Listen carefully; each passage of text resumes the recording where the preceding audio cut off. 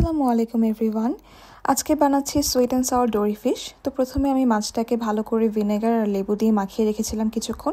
এবার মাছটাতে ডিম, white pepper, black paper, cornflour দিয়ে ভালো করে মাখিয়েছি। সামান্য লবণও দেওয়া যায় এবং ভালো করে মাখিয়ে কিছুক্ষণ রাখতে হবে।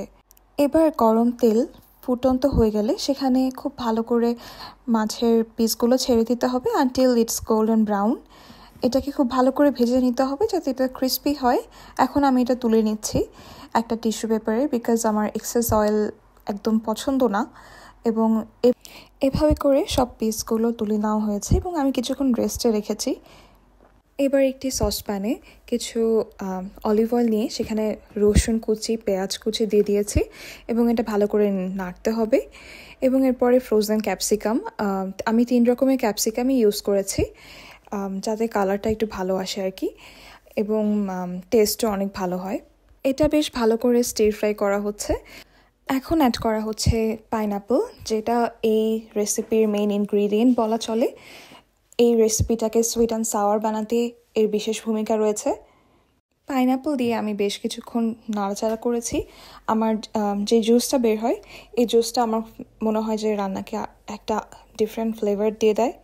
এখন আমি অ্যাড করছি লবণ এবং white pepper, black pepper with sugar, এবং সাথে অ্যাড করছি oyster sauce, chilli sauce, tomato sauce, soya sauce, এবং এটাকে খুব ভালো করে নাড়তে হবে।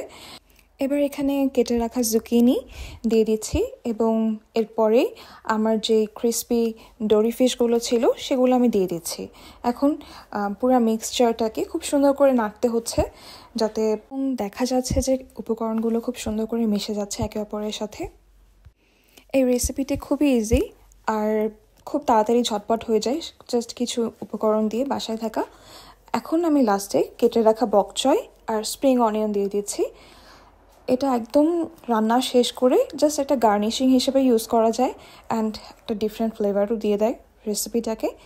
এটা খুবই ইজি একটা রেসিপি অ্যান্ড ডোরি ফিশ অনেক ফ্লেভারফুল একটা ফিশ।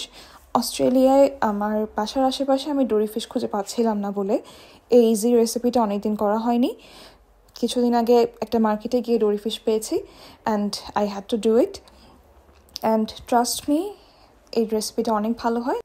লাস্টে আমি কিছু সেসামি সিড দিয়ে জাস্ট একটু গার্নিশিং করা ট্রাই করলাম। Thank you so much for watching.